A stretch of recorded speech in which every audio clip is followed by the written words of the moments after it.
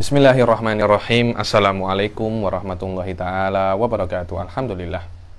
Alhamdulillahirabbil alamin. Wassalatu wassalam ala sayyidil mursalin wa ala alihi wa sahbihi wa man tabi'ahum bi ihsanin ila yaumiddin. Nawaitu ta'aluma wa ta'lim wa nafa wal intifa wal ifadah wal istifadah wal hatha ala tamassuki bi kitabillahi ta'ala wa sunnati rasulihi wa du'a ilal huda wa dalalata alal khairi wa ibtigha'a mardatihi wa qurbihi wa thawabihi subhanahu wa ta'ala. Allahumma faqihna fid din wa alimna ta'wil.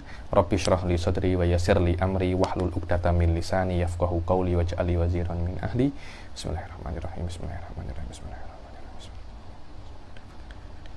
Bismillahirrahmanirrahim. Alhamdulillah kita jumpa lagi di kelas ke-7 daripada kitab Jala'ul Afham ini. Setelah kita menyelesaikan al-wajib dan jaiz fi haqqillah subhanahu wa ta'ala, sekarang kita akan masuk ke hal-hal yang berkaitan tentang Rasul alaihi salatu wassalam. Rasulullah, yakni bukan hanya Rasul kita saja, kan, tetapi semua Rasul dan Nabi yang diutus oleh Allah kepada umat manusia, apa yang wajib dan apa yang jaiz bagi mereka. Sebelum kita masuk ke dalam apa yang wajib dan apa yang jaiz, kita kena tahu sedikit perbedaan antara Nabi dan Rasul. Yakni banyak orang itu mengatakan bahwasanya Nabi dan Rasul itu perbezaannya hanya di dalam Nabi itu diwahyukan tapi tidak wajib untuk disampaikan, tidak wajib untuk menyampaikan apa yang dia wahyukan. Berbeza dengan Rasul, Rasul itu wajib menyampaikan terhadap apa yang diwahyukannya. Saya kira ini ada sedikit perbedaan, ada sedikit kesalahan wallahu a'lam, dan tidak dikoh di dalam perbedaan ini. Tapi pendapat yang kuat antara perbedaan antara Nabi dan Rasul itu bukan daripada hal itunya, kan, tetapi Rasul dan Nabi itu sama-sama diwahyukan dan sama-sama disuruh oleh Allah Subhanahu wa ta'ala untuk menyampaikan apa yang dia wahyukan. Cuma memang ada beberapa hal yang diberitahu oleh Allah kepada Rasul itu, kepada Nabi itu memang hanya khusus untuk Nabi. Biasa itu memang hal-hal yang private, yang hanya bisa diketahui antara Rasul dan Nabinya sahaja. Ada hal-hal yang wajib untuk diberitahu dan ada hal-hal yang tidak wajib untuk diberitahu, bahkan haram untuk diberitahu kepada umatnya. Dan ada hal-hal lain yang Allah Subhanahu wa ta'ala itu memberi pilihan kepada Rasul dan Nabinya untuk menyampaikan kepada umatnya atau tidak menyampaikan kepada umatnya. Jaid. Akan tetapi dari sini kita mengatakan, kita mengetahui bahwasanya perbedaan yang dikatakan oleh para ulama bahwasanya Nabi itu tidak wajib untuk menyampaikan dan Rasul wajib untuk menyampaikan. Saya kira ini ada sedikit kurang detail di dalam perbedaan antara Nabi dan Rasul. Akan tetapi lebih baik kita membedakan antara Nabi dan Rasul itu dengan cara bahwasanya Rasul itu datang dengan menghapus syariat Rasul sebelumnya. Berbeda dengan Nabi. Nabi itu datang dengan meneruskan dan menjelaskan syariat Rasul sebelumnya. Saya kira perbedaan di sini lebih detail daripada, lebih bagus daripada perbedaan yang sebelumnya. Terus Rasul itu apa sih? Syekh Said di dalam kitabnya Tahdhib Syarah Sanusi mengatakan bahwasanya Rasul itu adalah insanun hurrun dzakarun balighun fatinun auhallahu ilaihi bisyar'in wa amarahu bitablighihi lil ibad sawa'un kana lahu kitabun amla. Rasul adalah insanun. Maknanya ketika dia itu Rasul, dia wajib manusia. Tidak ada satu Rasul pun daripada golongan jin. Dzakarun, dia harus laki-laki. Dia tidak bisa perempuan. Walaupun Imam Asy'ari mengatakan antara nubuah dan perempuan, kenabian dan kerasulan dengan perempuan itu tidak ada pertentangan, tidak ada tanakut. Cuma biasanya untuk tamamut tabligh memang diperlukan laki-laki. Kalau perempuan itu banyak sekali halangannya. Hurrun dzakarun balighun, harus sudah balik. Yang masih belum balik tidak bisa untuk menjadi Rasul. Rasul itu sudah kena diutus ya, kena diutus. Ketika dia itu Rasul, dia pasti Nabi. Setiap Rasul pasti Nabi. Tapi Imam Izzuddin bin Abdussalam mengatakan derajatun nubuwah lebih afdol daripada derajat risalah. Akan tetapi setiap Rasul pasti Nabi.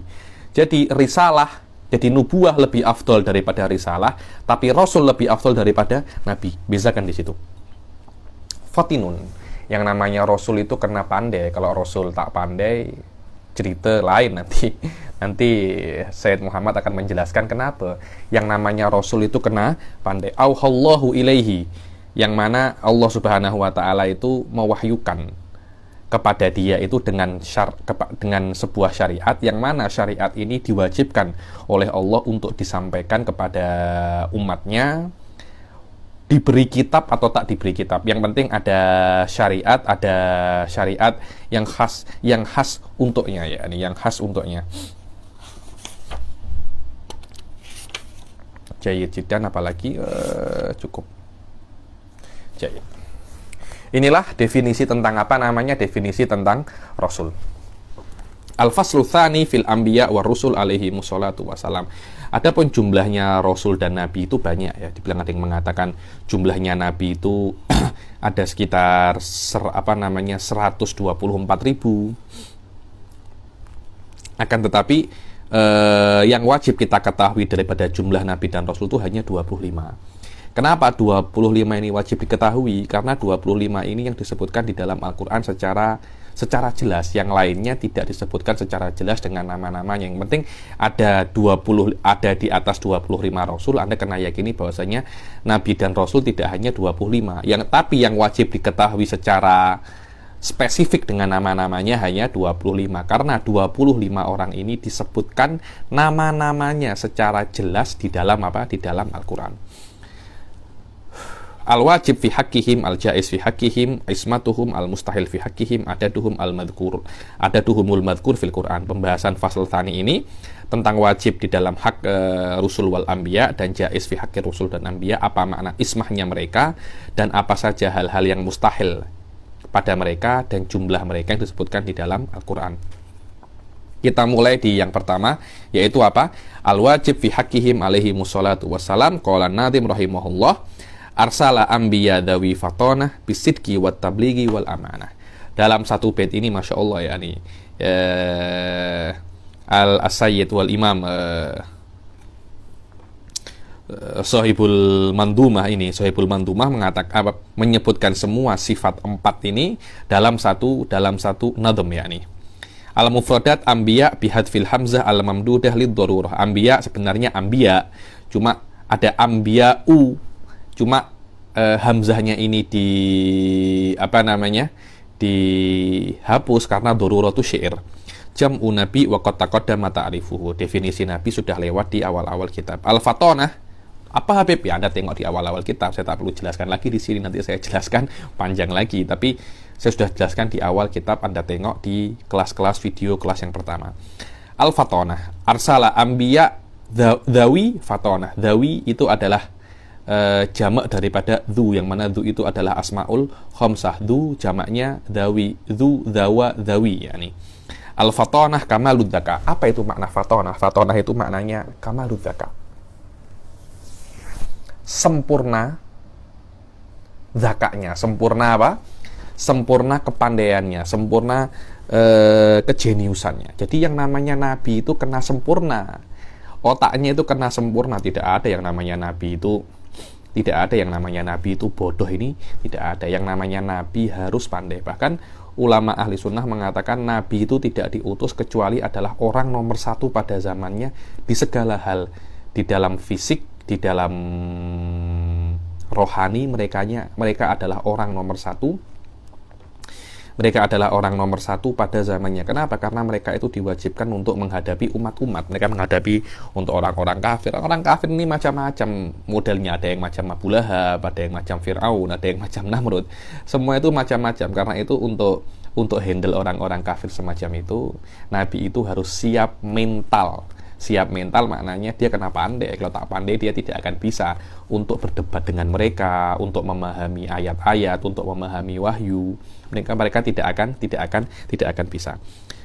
Al-fatonah kamaludzaka wa hiddatul akal. Hiddatul ini tajamnya pikiran.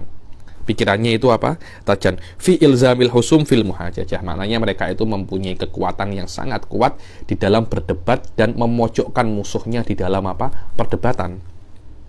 Wa ibtalu da'awihimul batilah, dan membatalkan klaim-klaim mereka yang batil. Klaim bahwasanya Tuhan adalah berhala, klaimnya Fir'aun bahwasanya dirinya adalah Tuhan, klaimnya Abu Lahab, Abu Jahal bahwasanya Tuhan adalah Lata dan Uzza, semua itu harus mereka mempunyai kekuatan untuk membatalkan klaim-klaim daripada umat-umat mereka yang menyembah kepada selain Allah.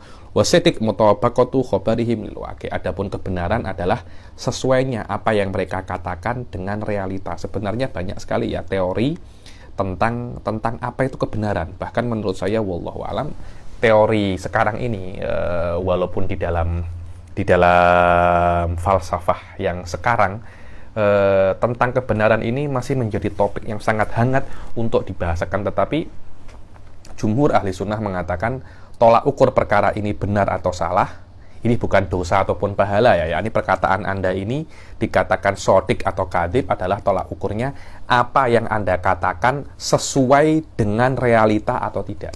Kalau perkataan Anda itu sesuai dengan realita dikatakan Anda sidik, Anda sodik. Kalau perkataan Anda tidak sesuai dengan realita dikatakan Anda itu apa? Kadhib. Itu yang namanya sidik. Adapun nanti ada namanya hak itu persamaan realita dengan kataan Anda. Kalau sodik kan persamaan perkataan Anda dengan realita. Al-haq persamaan realita dan perkataan Anda. Jadi perbedaan antara mutabik dan mutabaknya saja sebenarnya. As-sidik mutabaqatu khabarihim lil waqi'. At-tabligh ta'limuhumun nas syara'i Allah liyursyidahum ila sa'adati fid dunya wal akhirah. Apa itu tabligh? Tabligh itu adalah mereka mengajari kepada manusia tentang syariat-syariat yang diturunkan oleh Allah kepada mereka agar manusia itu sampai ke kebahagiaan mereka dunia dan akhirat. Anda kena paham ya bahwasanya apa yang disampaikan oleh Nabi kepada kita tentang syariat Islam itu tidak menguntungkan Nabi tahu. Juga tidak menguntungkan Allah. Jadi Nabi itu hanya menyampaikan syariatnya lah. Melakukan syariatnya Nabi, melakukan syariat Islam itu menguntungkan Anda, menguntungkan kita semua. Anda melakukan syariat yang dibawa oleh Rasulullah tak untung. Rasulullah sudah mendapatkan makom yang tidak bisa didapatkan oleh segala, dijamin oleh Allah Subhanahu wa taala. Anda masuk Islam semua, Anda melakukan syariat Allah tidak untung. Anda semuanya mukmin, Allah tak tambah kaya. Anda semua kafir, Allah tidak tambah miskin. Karena itu syariat ini disebutkan oleh para ulama, adanya hikmah daripada syariat itu adalah untuk membahagiakan kita dunia dan akhirat. Karena untuk membahagiakan itu diperlukan syariat. Allah membuat syariat ini untuk agar kita itu sempurna dan kita itu bahagia, maka diutuslah Nabi daripada jenis kita sendiri, daripada manusia, agar mudah untuk kita tengok. Bayangkan kalau Nabi itu jin, kalau Nabi itu malaikat, niscaya kita tidak akan bisa untuk mengikuti Rasul. Oleh Allah, rahmatnya Allah yaktadi bahwasanya diutuslah Rasul daripada manusia agar kita ini mudah untuk mengikutinya. Kalau Rasul itu bukan manusia, jin atau malaikat, tak pernah makan, tak pernah tidur, macam mana kita nak menjadikan Rasul itu suri teladan? Sedangkan dari jenis yang berbeza dengan kita, dijadikan Rasul itu daripada jenis manusia agar kita itu mudah untuk mengikuti Rasul, dan Rasul itu mudah untuk mengajarkan hal-hal yang berkaitan tentang syariat kepada kita. Karena Rasul manusia, dan Rasul selama mereka itu manusia, mereka bisa untuk mengajari manusia karena mereka tahu bagaimana cara bekerja akalnya manusia. Al-amanah ismatuhum dhahiran wal batinan minat talabbus bimanhiyin anhu walau nahya karoha. Dibilang yang namanya amanah itu adalah ismah. Ismah sama amanah itu maknanya sama. Apa itu? Rasul itu dijaga daripada berbuat perkara-perkara yang tak elok. Walaupun perkara-perkara yang tak elok ini hanya makruh. Perkara-perkara yang tak elok ini maknanya perkara-perkara yang haram. Jumhur ahli sunnah bahwasanya Rasul itu tidak diperbolehkan untuk melakukan perkara yang haram. Mustahil Rasul itu berbuat perkara yang haram, dosa kecil ataupun dosa besar, apalagi perkara yang makruh. Beberapa bulan yang lalu ada yang mengatakan bahwasanya Rasul itu mencuri jambu. Rasul itu mencuri jambu. Mencuri jambu itu perkara yang tak elok, yang tidak diperbolehkan seorang rasul walaupun belum diutus menjadi rasul melakukan perkara seperti itu. Kenapa? Karena kalau ada perkara seperti itu, nanti orang-orang itu akan berdalil bahwasanya rasul itu macam budak-budak yang lain. Tidak bisa. Seorang rasul dari kecilnya sudah dijaga oleh Allah dari segala hal-hal yang tak elok. Segala hal-hal yang tak elok. Jangankan yang haram, mencuri jambu itu haram, Suf. Perkara yang makruh mereka itu Rasul itu tidak melakukan. Diriwayatkan Rasulullah Shallallahu Alaihi Wasallam itu ketika remaja hampir tidak pernah hadir macam apa ya, kalau orang-orang Arab itu cakapnya samroh itu budak-budak remaja-remaja itu masih, kalau orang Indo cakapnya ABG kongko, borak, sembang, kemudian ada macam lagu-lagu. Setiap Rasulullah itu diajak oleh kawan-kawannya untuk sembang, Rasulullah selalu tak bisa dan selalu ada aja udurnya.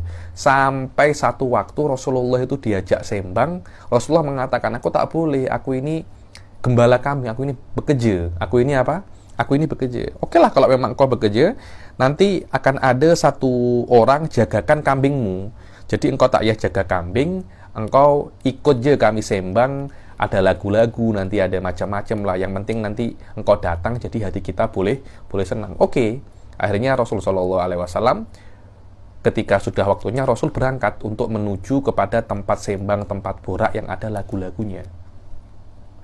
Di tengah-tengah perjalanan, Allah tahu perkara ini bukan perkara yang haram, paling cuma lagu, mungkin cuma ada gendang atau apa, perkara-perkara yang bukan macam yang ada sekarang. Ada sekarang band-band itu sudah hampir semuanya itu tak boleh di dalam syariat. Tapi ini perkara-perkara yang biasa aja, perkara-perkara yang biasa. Mungkin ada apa namanya, ada alat-alat musik yang biasa macam seruling, macam apa. Zaman-zaman dahulu, zaman-zaman jahiliyah dahulu. Ketika Rasul berangkat kepada tempat sembang ini, Allah tahu perkara ini tak haram, cuma engkau nak jadi makhluk yang paling afdol, perkara ini tak pantas untukmu. Akhirnya Rasulullah SAW di tengah jalan itu oleh Allah diberikan rasa mengantuk yang luar biasa. Rasa mengantuk yang luar biasa, sekiranya Rasulullah tak boleh tahan. Rasul tertidur di tengah jalan di padang pasir, bayangkan. Dan Rasul ketika remaja tertidur di padang pasir dan tidak bangun, malam itu tak bangun sampai matahari itu terbit, dan yang membangunkan adalah matahari. Nak buat apa? Bukannya saya tak nak hadir, saya tertidur. Itu adalah bagaimana penjagaan Allah terhadap Rasul mulai daripada kecil. Karena itu Rasul tidak mungkin berbuat sesuatu yang makruh. Jikapun ada riwayat-riwayat Rasul itu melakukan perkara yang makruh, maka riwayat itu para ulama mengatakan dibawa riwayat itu kepada Rasul itu melakukan itu untuk menjelaskan kepada manusia bahwasanya ini bukan perkara yang haram. Dalilnya Rasul melakukannya. Rasul melakukannya untuk menjelaskan bahwasanya ini perkara yang makruh, bukan perkara yang halal. Ketika itu bagi Rasulullah melakukan perkara makruh hukumnya wajib. Kenapa? Karena melakukan perkara makruh bagi Rasulullah termasuk di dalam kategori bayan wa tabligh, dan bayan wa tabligh pada diri Rasulullah hukumnya apa? Wajib. Inilah makna ismah di dalam apa? Dalam amanah. Kenapa kok Rasul terus punya ismah dan amanah? Kejap lagi akan dijelaskan oleh Sayyid Muhammad. Kenapa kok ada ismah dan amanah pada diri Rasul sallallahu alaihi wasallam? Asyarah. Yajibu ala kulli mukallafin an ya'taqida anna Allah ta'ala anna lillahi ta'ala anbiya'a wa mursalin. Wajib bagi semua mukallaf itu untuk meyakini bahwasanya Allah itu mempunyai nabi dan rasul. Qala ta'ala amana rasulu bima unzila ilaihi min rabbihi wal mu'minun kullun amana billahi wa malaikatihi wa kutubihi wa rusulihi la nufarriqu baina ahadin min rusulihi wa qalu sami'na wa ata'na ghufranaka rabbana wa ilaikal masir. Tengok, hampir berapa kitab amanar rasulu bima unzila ilaihi min rabbi wal mu'minun kullun amana billah wa malaikatihi wa kutubihi wa rusulihi. Maknanya ada yang namanya rasul. Rasul ini jam'u rasul. La nufarriqu baina ahadin mir rusulih. Maknanya ada beberapa rasul. Rasul itu tidak hanya apa? Satu. Wa alaihi an ya'rifa ma yajibu fi haqqihim wa ma yastahil wa ma yajuz fal wajib fi haqqihim arba sifat. Dari ayat ini kita mengetahui bahwasanya Allah itu mempunyai rasul yang lebih daripada satu, bahkan tiga ataupun lebih. Rasul itu ada banyak. Terus yang wajib bagi seorang rasul itu apa? Apakah rasul itu semacam kita, yakni boleh dia itu berbuat perkara-perkara yang tak pantas. Kalau kita sih berbuat yang tak pantas, tak ada masalah. Saya tuh kalau tengok, saya dulu tuh pernah suatu saat saya ketika keluar daripada Rubat Tarim, saya di motosikal saya makan samosa. Saya makan samosa. Subhanallah, ketika saya makan samosa, ada satu mudaris rubat, satu guru rubat tengok saya makan samosa. Saya dimarah habis. Cuma gara-gara makan samosa dan saya naik motosikal. Kenapa? Penuntut ilmu tak pantas buat macam itu. Itu penuntut ilmu bagaimana Rasulullah Shallallahu Alaihi Wasallam. Padahal makan samosa duduk di atas motosikal, kemudian makan samosa dengan duduk di atas motosikal, itu bukan perkara yang haram tuh, cuma memang tak pantas, memang tak pantas. Dibilang perkara ini merusak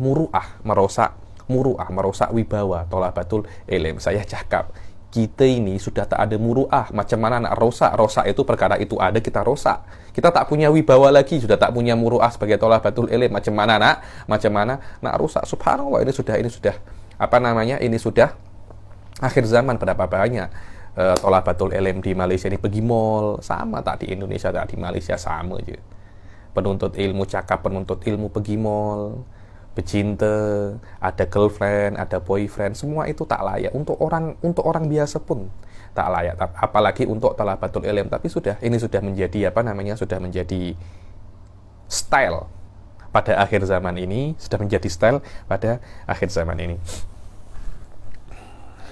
Wa alaihi an ya'rifa ma yajibu fi haqqihim wa ma yastahilu wa ma yajuz. Setelah Anda itu mengetahui Rasul itu ada banyak, Anda kena mengetahui apa yang wajib bagi mereka dan apa yang boleh untuk mereka dan apa yang mustahil untuk mereka. Adapun hal-hal yang wajib bagi Rasul Shallallahu Alaihi Wasallam dan para nabi alaihi wassalatu wassalam, yang pertama ada 4. Yang pertama apa? Al-fatonah. Makna fatonah ini harus pandai. Apa dalil bahwasanya Rasul itu harus pandai? Kenapa sih Rasul? Dan pandainya itu kena pandai nomor 1 tau. Oh, dia macam Einstein, tak? Dia lebih daripada Einstein. Dia adalah orang yang paling pandai pada zamannya. Itu namanya adalah Rasul. Kenapa dibilang kalau Rasul itu tidak pandai? Maka Rasul itu tidak akan mampu untuk berdebat dan menjawab segala persoalan yang ditanyakan oleh umatnya dan memaparkan bukti-bukti yang kuat tentang kebenaran apa yang dia bawa. Annahu law intafat anhumul fatanah lama qadiru an yuqimu hujjatan alal khasal wa huwa muhal. Dibilang kalau Rasul itu tidak bisa untuk memaparkan bukti-bukti tentang kebenaran apa yang dia bawa, yaitu mustahil. Kalau gitu untuk apa adanya Rasul? Adanya Rasul itu agar manusia pada hari kiamat kelak mereka tidak bisa untuk berudzur kepada Allah ketika Allah tanya, kenapa engkau tak beriman kepadaku, bukankah sudah datang Rasulku? Ya Rasulullah, memang Rasulmu datang, tapi dia itu bodoh. Dia tidak bisa untuk membuat kami percaya bahwasanya yang dia bawa itu benar-benar syariatmu. Dan kalau Anda mengatakan Rasul itu seperti itu, secara otomatis Anda itu mengklaim bahwasanya Allah itu salah pilih. Padahal Allah itu mengatakan di dalam Al-Quran, wallahu a'lamu haitsu yaj'alu risalatahu. Allah itu tahu nak letak kerasulan itu di mana, Allah itu tahu. Jangan sampai ada yang cakap sebenarnya Muhammad itu tak sesuai jadi Rasul, yang benar tuh Fulan bin Fulan. Ada beberapa golongan Syiah itu mengatakan yang sesuai jadi Rasul seharusnya itu Sayyidina Ali, bukan Muhammad bin Abdillah. Ada seperti itu, mengatakan seperti itu. Padahal Allah Subhanahu wa taala mengatakan sendiri, aku itu lebih tahu di mana aku letak kerasulan itu, aku tuh tahu. Maknanya tidak aku letak kenabian, tidak aku letak kerasulan, kecuali aku tahu orang ini akan melakukan apa yang apa yang aku perintahkan dan dia mampu untuk mengemban tugasku. Maknanya ketika Allah itu memilih Rasulnya, dia tahu orang ini akan faham dan mempunyai kepandaian yang cukup untuk memahami apa yang Allah turunkan melewati malaikatnya. Li'annal Qur'an dalla fi mawadi'a katsiratin ala iqamatihimul hujjah 'alal khasam. Dan Al-Qur'an itu menunjukkan di banyak sekali ayat bahwasanya para rasul itu mampu untuk memaparkan buktinya dan mengalahkan lawan debatnya di banyak sekali tempat.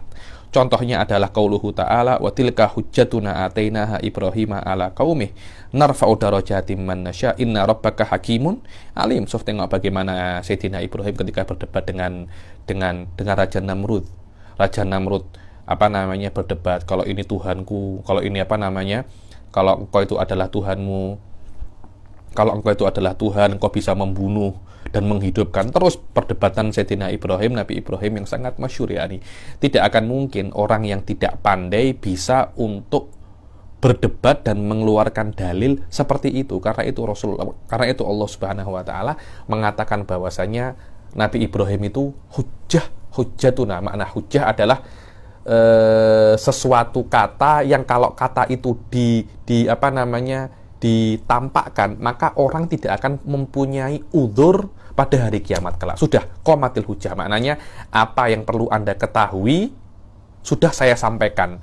Setelah Anda tahu, kemudian Anda nak terima atau tidak, itu urusan Anda, itu bukan urusan saya. Urusannya Rasul hanya iqamatul hujjah, memberitahu apa yang kena Anda ketahui. Maknanya semua hal yang berkaitan tentang agama ini sudah sampai ke Anda. Kemudian Anda nak beriman atau tidak, itu urusan Anda, bukan urusannya Rasul itu. Karena itu ada orang cakap dengan saya ini belum mendapat hidayah. Karena itu saya nak sholat. Saya ini nak sholat kalau saya hanya mendapat hidayah daripada Allah. Saya cakap, Anda sudah mendapat hidayah, Anda aja yang tak nak mendapat hidayah. Beza, Sof. Allah melewati Rasulnya, melewati para ulamanya, sudah menjelaskan kepada Anda mana jalan yang kena Anda tempuh. Ini namanya hidayah. Hidayah sudah sampai ke Anda. Kemudian, apakah Anda nak tunduk kepada hidayahnya Allah? Itu urusan Anda. Itu urusan Anda. Tapi kalau Anda tidak beriman, Anda tidak bisa berudzur di depan Allah bahwasanya Anda tidak tahu hidayah. Ketika Allah tanya, kenapa Anda tidak beriman? Bukankah sudah datang ulamaku? Bukankah sudah datang Rasulku menyampaikan kepada Anda tentang ajaran-ajaranku? Iya ya Allah, sudah datang. Kenapa kau tidak beriman? Saya tak nak. Itu yang namanya hujjah. Anda tidak akan bisa berudzur di depan Allah kecuali memang itu adalah hawa nafsu Anda. Wa qauluhu ta'ala wajadilhum billati hiya ahsan. Dibilang ayat yang lain mengatakan bahwasanya wajadilhum, berdebatlah dengan mereka itu dengan yang paling best. Tidak mungkin seseorang itu bisa berdebat dengan billati hiya ahsan, dengan debat yang paling best, kecuali dia itu adalah orang yang pandai. Debator itu adalah orang-orang yang pandai. Begitu pula kita itu diwajibkan untuk mengikuti para nabi dan rasul. Ketika kita diwajibkan untuk mengikuti para nabi dan rasul, mustahil para nabi dan rasul itu adalah orang-orang yang bodoh. Mustahil, karena kita tidak disuruh untuk mengikuti orang yang bodoh. Kita pasti disuruh untuk mengikuti orang yang pandai. Kenapa? Karena orang yang pandai itu bijak. Pasti kita itu disuruh mengikuti orang-orang yang bijak. Oke, inilah sifat wajib. Inilah sifat wajib yang pertama, yang wajib untuk ada pada diri Nabi dan Rasul alaihi wassalatu wassalam. Sifat yang kedua yang wajib bagi para Nabi dan Rasul adalah as-siddiq. Apa itu siddiq? Makna siddiq adalah Rasul dan Nabi itu semuanya itu perkataannya itu benar. Tidak ada satu kata pun yang Rasul dan Nabi itu berbohong sebelum ataupun sesudah. Maknanya Rasul Shallallahu Alaihi Wasallam dan semua Nabi tidak pernah berbohong sama sekali. Apa yang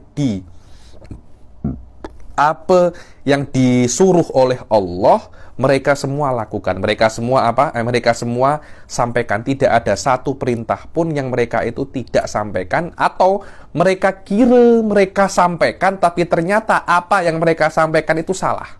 Itu tidak ada. Sedik ini belum tentu mendapat pahala loh ya. Begitu pula kedzib belum tentu mendapat pahala. Kata bohong dan dusta itu pure hanya apa yang mereka katakan sesuai dengan realita. Maknanya tidak ada satupun daripada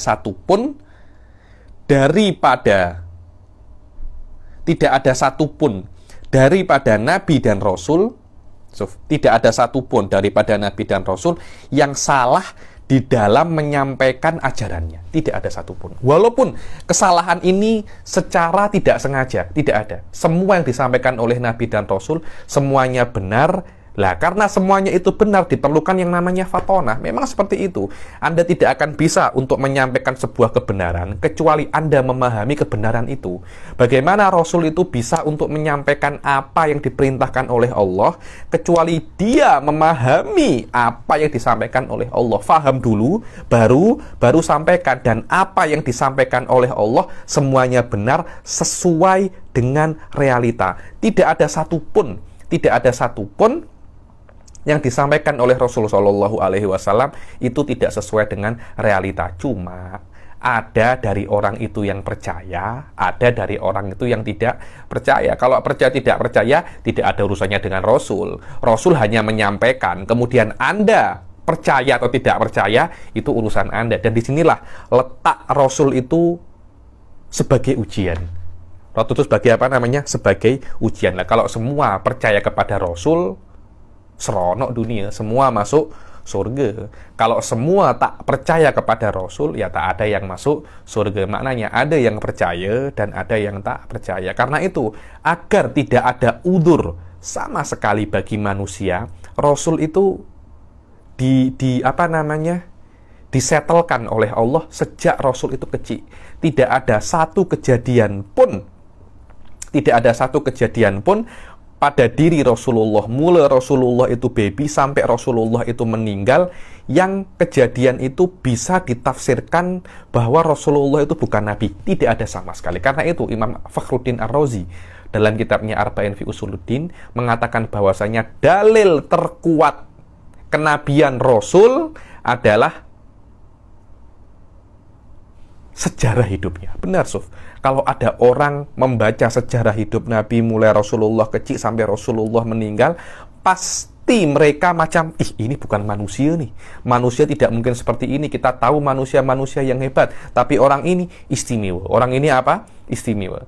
Tidak ada yang seperti Rasulullah SAW. Itulah yang katanya Imam Razi di dalam kitabnya Arba'in dikatakan ini adalah dalil, bukan Al-Quran dalil terkuatnya Rasulan, tidak. Dalil terkuatnya bahwasanya Nabi Muhammad itu Rasul adalah perjalanan hidupnya. Bagi orang yang mengkaji perjalanan hidup Rasul, pasti langsung menyadari ini bukan manusia biasa. Ini adalah lebih daripada manusia biasa. Karena itu banyak sekali orang-orang itu beriman dengan membaca sirah Rasul Shallallahu Alaihi Wasallam. Kita kembali ke masalah sidik, bahwasanya Rasul Shallallahu Alaihi Wasallam itu wajib untuk sidik. Maknanya apa yang dikatakan oleh Rasul Shallallahu Alaihi Wasallam dan nabi-nabi sebelumnya harus sesuai dengan realita. Tidak ada satupun yang salah ataupun ataupun dusta. Kalau kita cakap bahwasanya Rasul itu pernah sekali dusta, problem. Maknanya ada kemungkinan hal-hal yang lain itu hal-hal yang lain itu juga Rasul itu dusta. Karena itu kita sebagai ahli sunnah mengatakan tidak ada satupun hal syariat yang disampaikan oleh Rasulullah itu dusta. Wasidik wa dalil ala dzalik qauluhu ta'ala wa sadaqallahu wa rasuluh, bahwasanya Allah itu maha benar dan Rasul juga tidak pernah salah. Wa qauluhu ta'ala wa sadaqal mursalun, maha benar, benarlah, tidak pernah berbohong para utusan-utusan Allah. Wa qauluhu ta'ala wadhkur fil kitabi Ismail innahu kana shadiqal wa'di wa kana rasulan nabiyya. Sebutkanlah di dalam kitabnya di dalam kitab siapa? Ismail. Yakni sebutkanlah Ismail di dalam kitab bahwasanya beliau itu shadiqul wa'di, tidak pernah mengingkari apa? Tidak pernah mengingkari janjinya. Wali annahum lo jaza alaihimul kidhib lazimal kidhib fi khabarihi ta'ala wa huwa muhal. Dibilang kalau seumpamanya Rasul itu berbohong, maka otomatis Anda akan menisbatkan bohong itu kepada Allah. Loh, macam mana Habib seperti itu? Iya, karena dari awal, tengok ya, karena dari awal Allah itu mengutus Rasulnya, kemudian Allah itu memberikan kepada Rasul itu yang namanya mukjizat. Mukjizat itu seperti Allah itu mengatakan bahwasanya apapun yang dikatakan oleh Rasul itu benar. Ketika Allah itu mengatakan menurunkan mukjizat kepada Nabi Musa, secara otomatis Allah itu seperti mengatakan kepada umatnya di dalam masalah Nabi Musa ini, percayalah wahai manusia kepada Musa, dia tidak pernah berbohong. Apapun yang dia katakan dia itu benar karena dia adalah utusanku. Kalau sampai Nabi Musa itu berbohong, otomatis Allah itu membenarkan orang yang bohong. Membenarkan orang yang bohong itu juga bohong. Otomatis kalau Nabi itu bohong, Allah juga bohong. Dan di dalam ahli sunnah mengatakan bahwasanya bohong kepada Allah itu mustahil. Kenapa? Karena bohong itu tidak sesuai kenyataan. Dan khobar itu atau kalam itu urusannya dengan ilmu, dan ilmu kena sesuai dengan kenyataan hakikatul asya. Karena itu al-kadzib la yata'allaq bihi ilmullah wa kalamullah. Kenapa? Karena ilmullah ini alal hakikah. Maknanya kalau Rasul itu bohong, maknanya Allah itu akan ada pada diri Allah sifat-sifat yang mustahil. Wa hadza muhal. Sebab kemuhalan ini, sebab kemustahilan ini, maka ahli sunnah mengatakan Rasul itu tidak pernah sekalipun bohong. Sifat yang ketiga yang wajib dipunyai oleh seorang Rasul adalah tabligh. Apa itu tabligh? Maknanya Rasul itu selain dia itu pandai, dia bisa paham apa yang disampaikan daripada malaikat, daripada Allah melalui malaikatnya, dan dia ketika yang dia sampaikan itu tidak pernah salah. Bukan hanya itu, dia kena menyampaikan semuanya. Jadi kalau Allah itu memberi 10 perintah ya, Allah memberi 10 perintah. Kalau Rasul hanya menyampaikan 3 dan semuanya itu benar, Rasul itu fatin wasodik. Benar, yang disampaikan itu benar. Karena yang namanya kebenaran itu hanya terpulang terhadap apa yang dia sampaikan. Yang tidak dia sampaikan tidak ada urusannya. Karena itu diperlukan yang namanya tabligh. Yakni maknanya Rasul itu selain dia itu pandai dan dia itu sodik, dia itu kena menyampaikan semua yang diperintahkan oleh Allah kepada manusia. Yakni yang diperintahkan oleh Allah 10 ini sampaikan, 10-10-nya kena disampaikan. Kadangkala Rasul itu diberikan 100 perintah, tapi Allah mengatakan 100 perintah ya, 20 yang pertama engkau sampaikan kepada manusia, 50 selanjutnya itu tidak boleh engkau sampaikan kepada manusia, itu hanya untukmu sahaja. Dan itu adalah rahmat daripada Allah untuk kita. Kenapa? 50 perintah ini yang tidak boleh disampaikan kepada manusia itu mengandung ilmu-ilmu yang kita tidak bisa untuk handle. Kita tidak bisa untuk cerna sebagai manusia biasa. Berbeda dengan Rasul ya. Sudah saya katakan, Rasul itu adalah orang nomor 1 fisik dan mental pada zamannya. Sering saya misalkan itu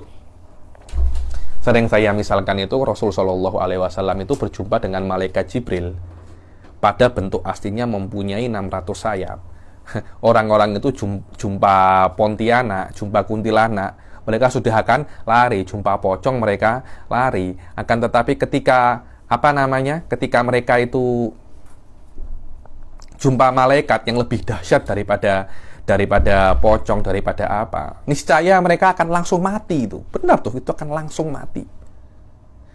Ada sebuah cerita itu, satu orang di padang pasir, 2 orang berjalan di padang pasir, tiba-tiba kawannya itu ditelan oleh ular yang sangat besar.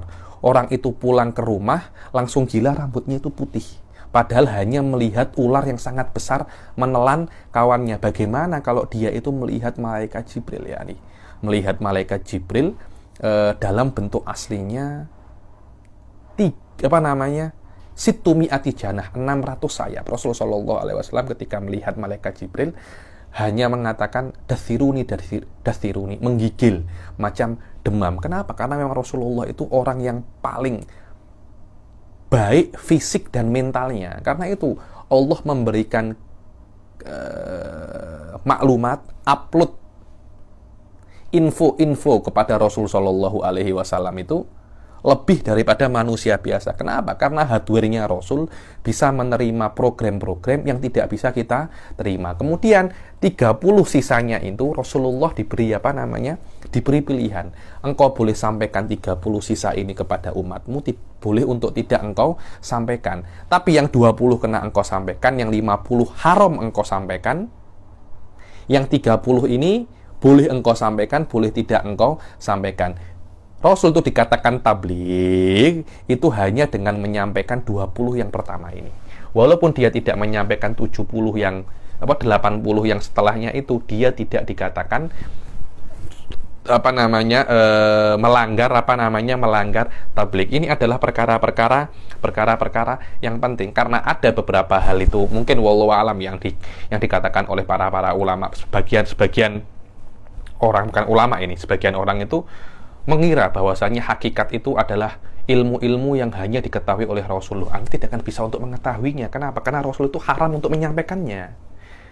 Kalau Rasul itu menyampaikannya, maknanya Rasul itu melanggar perintah Allah. Anda nak mencarinya, mustahil Anda itu akan dapat. Anda dapat pun pasti itu perkara yang dusta. Karena Rasulullah tidak pernah sampaikan. Karena itu ini adalah sebuah kefahaman yang salah di dalam hakikat yang banyak difahami oleh orang. Mengetahui ilmu yang hanya diketahui oleh Rasul. Mustahil Anda ketahui itu.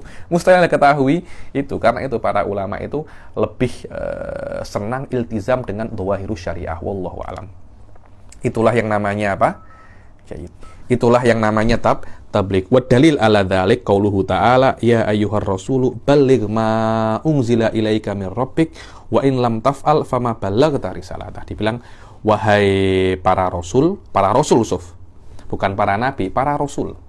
Wahai para rasul, sampaikanlah apa yang diturunkan kepadamu daripada Tuhanmu, yang wajib disampaikan. Kalau Rasul menyampaikan semua, habis kita. Karena itu kan Rasul itu pernah mengatakan, lau ta'lamu ma'a'lam la bakaitum katsiran wala tuhiktum qalila. Kalau engkau mengetahui apa yang aku ketahui, wahai para umatku, niscaya engkau itu akan banyak menangis, sikit tertawa. Rasulullah itu mengetahui banyak hal, tapi memang fisik dan mentalnya Rasulullah tak macam fisik dan mental kita. Kalau engkau, katanya Allah, kalau engkau tidak menyampaikan apa yang aku suruh untuk sampaikan, maka engkau tidak mempunyai sifat apa? Tabligh, katanya Allah Subhanahu wa taala. Wa qauluhu ta'ala rusulan mubasysyirina wa mundzirin li alla yakuna linnasi 'alallahi hujjatum ba'da rasul. Ini penting sekali ya. Allah itu mengirim Rasul mubasyirin, pemberi berita gembira, wa mundirin, memberi ancaman-ancaman. Dan tidak akan mungkin ada ancaman dan berita gembira kecuali sudah tabligh. Tidak mungkin sebelum Rasul aku utus, dia itu mubasyir wa mundir. Tidak akan mungkin seperti itu tanpa adanya tabligh. Anda sampaikan dulu apa yang wajib Anda sampaikan. Setelah Anda sampaikan, ketika itu Anda akan menjadi pembawa berita gembira dengan apa yang Anda sampaikan dan pembawa ancaman dengan apa yang Anda sampaikan. Cuma banyak orang itu pada zaman sekarang itu lebih fokus kepada Rasul itu mubasyir. Tapi Rasul juga mempunyai mempunyai sisi lain daripada mubasyir. Rasul itu adalah apa? Rasul itu adalah mundir. Rasul itu diutus oleh Allah. Selain rahmatan lil alamin, Rasul itu juga mundir, maknanya adalah sebagai pembawa ancaman, dan Rasul itu juga diutus sebagai pembawa ujian. Banyak sekali orang-orang itu yang tak pas ujian datangnya Rasul Shallallahu Alaihi Wasallam. Di antara contohnya Abu Lahab, Abu Jahal, Walid bin Mughirah. Orang-orang ini tak pas ujian yang dibawa oleh Rasul Shallallahu Alaihi Wasallam karena mereka tidak beriman kepada Rasul Shallallahu Alaihi Wasallam. Rusulam mubasyirina wa mundirin li alla yakuna. Rasul itu datang, kami utus Rasul sebagai mubasyir, pembawa berita gembira dan pembawa ancaman, agar manusia itu tidak ada uzur di depan Allah. Setelah datangnya Rasul, disampaikan semua ajaran Allah, bahwasanya kalian semua wajib beriman kepada Allah. Lepas itu terpulang pada Anda. Ya di sini ujian itu di sini. Oh, jangan Anda kira beriman pada Rasul itu mudah. Tak mudah itu. Itu adalah ujian. Kalau Anda beriman, alhamdulillah. Kalau Anda tidak beriman, li'alla yakuna 'alallahi hujjatan ba'da Rasul. Setelah datangnya Rasul, Anda tidak bisa untuk berdebat dengan Allah. Anda tidak bisa untuk meminta udzur kepada Allah dengan makna saya ini tidak beriman ya Allah karena tidak ada yang memberitahu saya bahwasanya beriman kepada Anda itu wajib. Tidak ada. Sudah datang Rasulku. Engkau tidak beriman, itu salahnya Anda. Wala yatimut tabsyir wal indar illa bitablik, dan tidak sempurna dan tidak bisa ditasawur indar wa tabsyir itu kecuali dengan apa? Dengan tablik. Li annahum laulam yuballighun nasa asy-syara'i'a lakanu katimina lah. Dibilang kalau kalau mereka itu tidak menyampaikan syariat, maknanya mereka itu katim itu menyembunyikan lah. Loh, memang ada Habib yang tidak disampaikan. Loh, memang ada yang tidak disampaikan oleh Rasul, tapi yang tidak disampaikan itu memang tidak wajib disampaikan atau haram untuk disampaikan. Kenapa? Rahmatan lana, sebagai rahmat untuk kita. Kalau semua disampaikan, habis, tak akan ada orang nak menikah. Pening semua akan beribadah aja. Kalau macam itu, semua masuk surga, seronok nanti surga. Jangan. Kalau semua masuk surga murah nanti. Jangan seperti itu. Karena itu surga kena mahal. Sesuatu yang mahal Anda tidak akan bisa dapat kecuali Anda korbankan banyak hal. Uang yang banyak, umur yang banyak, tenaga yang banyak. Baru surga itu berharga. Baru surga itu apa? Berharga. Kalau semua masuk surga itu murah nanti akhirnya. Karena itu oleh Allah dijadikan pada diri manusia itu hawa nafsu dan akal, agar hawa nafsu dan akal itu saling bertempur. Kalau Anda gunakan hawa nafsu Anda tidak akan beriman kepada Rasul. Kalau Anda gunakan akal Anda pasti beriman kepada Rasul Shallallahu Alaihi Wasallam. Inilah yang namanya apa? Inilah yang namanya ujian. Berkali-kali saya katakan itu berpikir lebih susah daripada beribadah. Benar, Suf, itu. Maknanya ibadah yang kita lakukan dengan berpikir atau dengan makna tadabbur wa tafakkur itu jauh lebih susah daripada ibadah yang diwajibkan oleh Allah kepada kita seperti sholat. Yakni ibadah akliyah lebih susah daripada ibadah fi'liyah. Benar itu, Suf. Yakni ma'rifatullah pahalanya jauh lebih besar daripada sholat, jauh lebih besar daripada puasa. Kenapa? Karena memang tafakkur, ma'rifatul Rasul jauh lebih susah daripada hanya ibadah. Orang tua pun, orang bodoh pun bisa untuk sholat, tapi berpikir ma'rifatul Rasul, itu hanya orang-orang yang diberi hidayah oleh Allah Subhanahu wa taala. Itu bukan perkara yang susah. Mungkin Anda pelik ini tengok dengar semacam ini macam saya, tapi kalau Anda pikir sebenar-benarnya memang benar seperti itu, Suf. Anda tengok berapa banyak orang-orang itu sholat, tapi ketika disuruh untuk berpikir mereka susah. Susah, saya tak nengsa susah. Islam itu kena yang mudah-mudah, disuruh berpikir sikit aja mereka tak mampu. Padahal Allah itu mengatakan dalam Al-Quran, fa'lamu annahu la ilaha illallah. Anda wajib mengetahui tentang akidah ini wajib.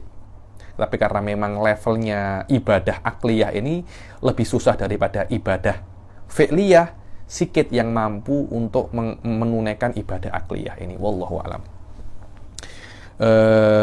Lakanu katimina laha wa hadha muhali annahu yalzamu alal kitman kholalun azim haitsu inna kullaman qassara fi syariah yakunu lahul udhur fi an yuhajjallaha ta'ala wa yujadilahu bidakwa adamit tabligh. Karena kalau Rasul sallallahu alaihi wasallam itu menyembunyikan syariat, maka setiap orang itu akan mempunyai dalil untuk berdebat dengan Allah pada hari kiamat. Kenapa engkau tak beriman? Kenapa engkau tak sholat?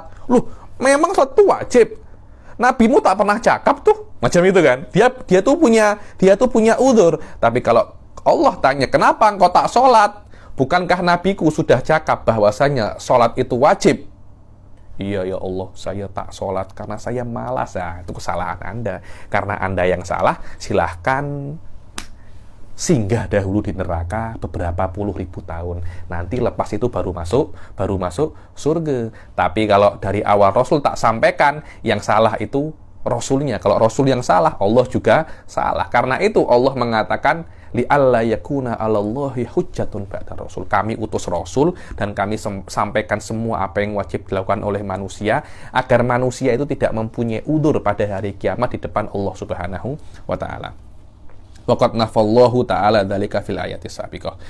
Dan yang terakhir, sifat yang wajib bagi Rasul adalah al-amanah. Makna amanah itu Rasul sallallahu alaihi wasallam maksum. Makna maksum, setiap nabi dan rasul tidak pernah melakukan hal-hal yang haram, dosa kecil atau dosa besar, sebelum nabi atau sebelum menjadi nabi atau setelah menjadi nabi. Kenapa? Karena kita disuruh untuk menjadikan rasul itu adalah suri teladan. Makna menjadikan Rasul suri teladan adalah apa yang dilakukan oleh Rasul kita kena lakukan. Apapun itu. Kalau Rasul melakukan perkara yang haram, walaupun itu dosa kecil, dan dosa kecil itu dilarang, sedangkan Allah menyuruh kita untuk mengikutinya, akhirnya ada semacam kontradiksi. Yakni maknanya Allah menyuruh kita melakukan perkara yang dilarang oleh Allah. Lah, kan ini kan perkara yang tak elok kan? Karena itu para ulama mengatakan Rasulullah itu maksum, tidak pernah berbuat hal yang haram. Jangankan haram, makruh pun tak pernah. Dan sudah saya katakan, kalau memang Rasulullah pernah melakukan makruh seperti kencing berdiri untuk menjelaskan kepada umatnya bahwasanya kencing berdiri itu hukumnya boleh tapi dia makruh. Ketika itu Rasulullah kencing berdiri hukumnya wajib ala Rasulullah. Sekali itu hukumnya wajib. Kenapa? Untuk lil bayan wa tabligh. Setelah itu hukumnya apa? Setelah itu hukumnya makruh. Itulah apa namanya yang namanya amanah. Wal amanah wa dalil ala dzalik qauluhu ta'ala inni lakum rasulun amin, bahwasanya aku itu bagi kalian itu rasul yang terpercaya. Wa qauluhu ta'ala innallaha la yuhibbul khainin, bahwasanya Allah itu tidak suka orang-orang apa? Pengkhianat. Wali annahum law khanu bi fi'li muharramin aw makruhin lanqalabal muharram wal makruh ta'atan fi haqqihim. Li'annallaha ta'ala amarona bil iktida'i bihim fi aqwalihim wa af'alihim wa ahwalihim. Dibilang kalau Rasul itu berbuat perkara yang makruh dan perkara yang haram, maka perkara yang haram dan makruh ini akan menjadi ta'ah. Kenapa? Karena karena Allah itu menyuruh kita untuk mengikuti para rasul. Maknanya apapun yang dibuat oleh para rasul dan para nabi kita wajib ikuti. Sedangkan Rasul alaihi wassalatu wassalam melakukan perkara yang haram, maknanya kita kena mengikuti perkara yang haram, dan ini adalah perkara yang tidak boleh. Nanti akhirnya semacam Allah itu mengatakan ikutilah atau lakukanlah perkara yang aku larang. Lah ini kalam yang khobarnya bertentangan dengan mubtada'nya atau lebih dikenal dengan nama tanakut. Jayid, saya minta maaf, saya berhenti sampai sini, saya penat sangat. Insya Allah kita teruskan Al-Jaiz fi Haqqil Anbiya wa Rasul alaihi salatu wassalam di pertemuan yang akan datang. Kita akhiri sampai sini. Wabillahi taufiq wal hidayah wa ridha wal inayah. Assalamualaikum warahmatullahi taala wabarakatuh.